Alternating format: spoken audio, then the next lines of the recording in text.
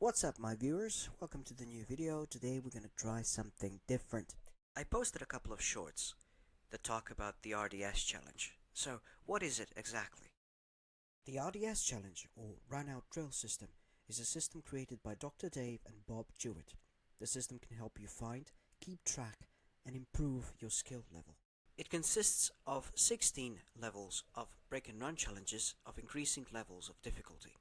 In each level, you take ball in hand after the break, meaning you can place the cue ball anywhere on the table.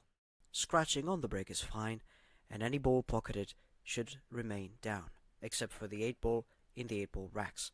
If at any point in the game you miss or scratch, you end a run.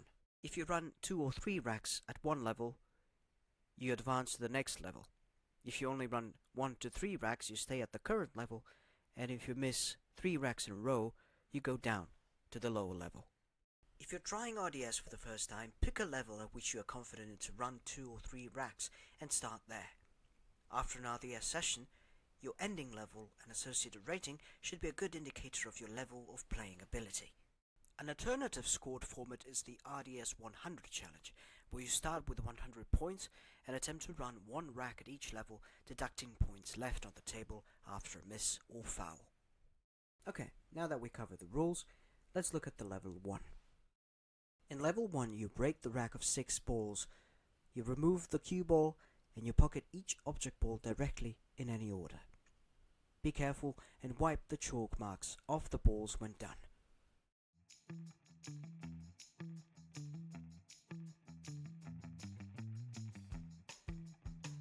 There you can see me now removing the cue ball and playing the balls directly.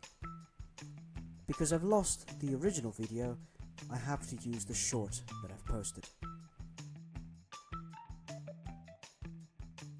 Okay, let's take a look at level 2.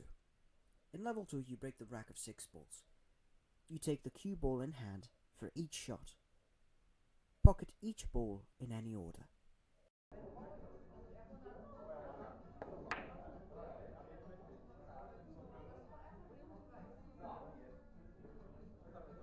The 6th ball already went down, so I only need to pocket 5 balls.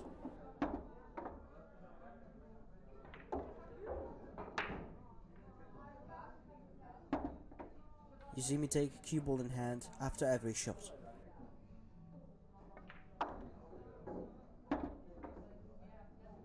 What I decided to do is to pocket the balls in order, but you don't have to.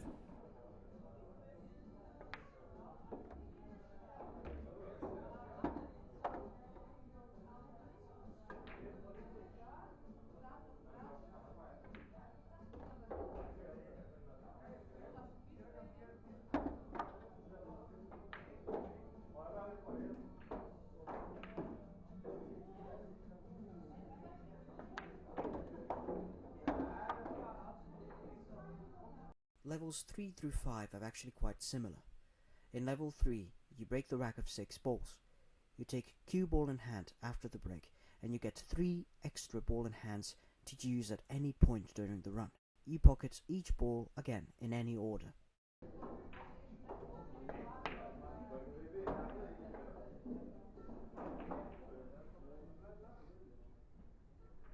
This is the initial ball in hand after the break.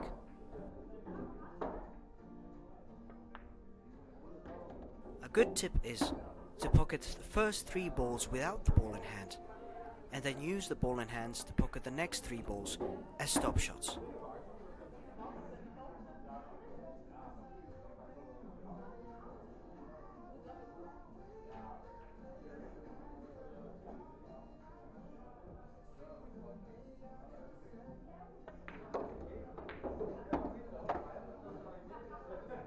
So this is me taking the first ball in hand.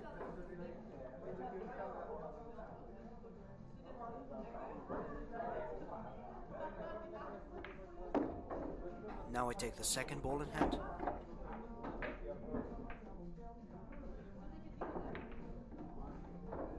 And finally the third ball in hand.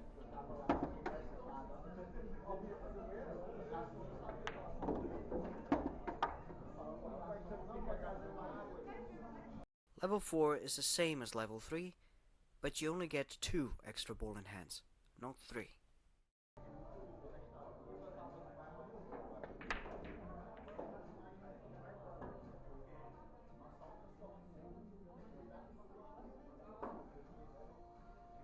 It is very important that after the break, you plan the best possible route to make your run as easy as possible.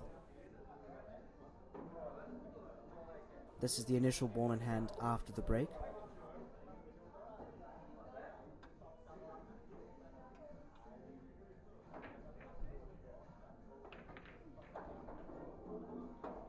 Again, what I'm going to try to do is to leave the ball in hands to the end of the rack.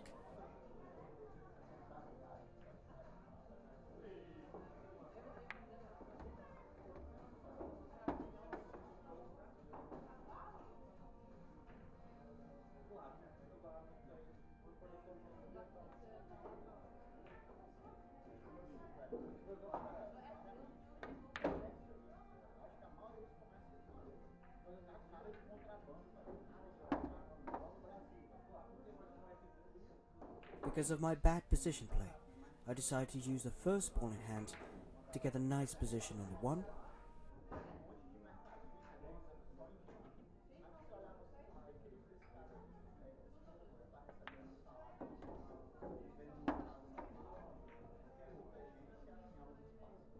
And then the second ball in hand to pocket the last 2 balls.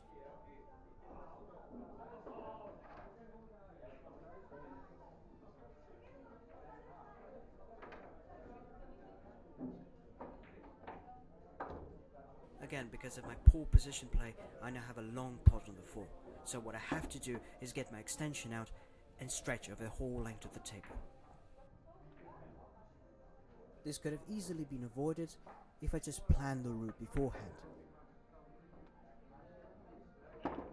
Level 5 is same as level 4 and level 3, but you only get 1 extra ball in hand. So be wise and plan your run carefully.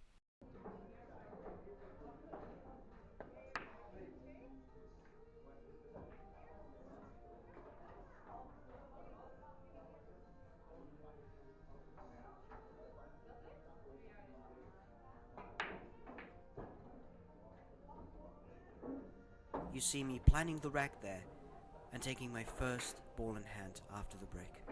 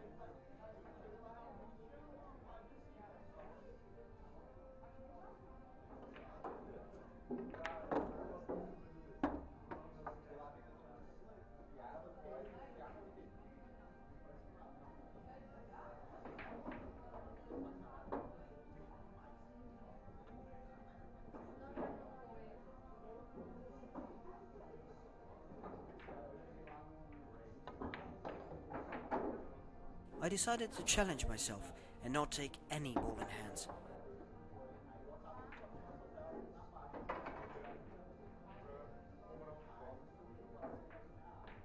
But you are allowed to take one at any point during the game.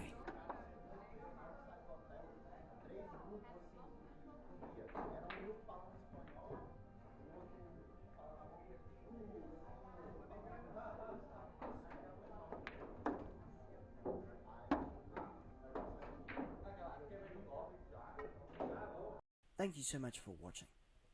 If you like this kind of content, please don't forget to like, share and subscribe.